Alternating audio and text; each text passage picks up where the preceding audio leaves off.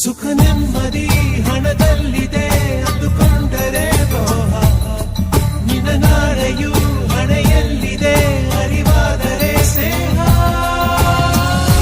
ಆಸೆಗೆ ಬದುಕೋರೆಲ್ಲ ಮಣ್ಣಾಗಿ ಹೋಗೋರೆ, ನಿಂದು ಅಷ್ಟೇ ಪ್ಯಾರೆ.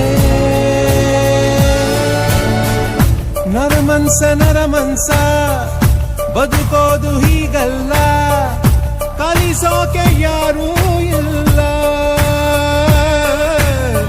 ನರಮನ್ಸ ನಿಂದೇನು ನಡೆಯೋಲ್ಲ.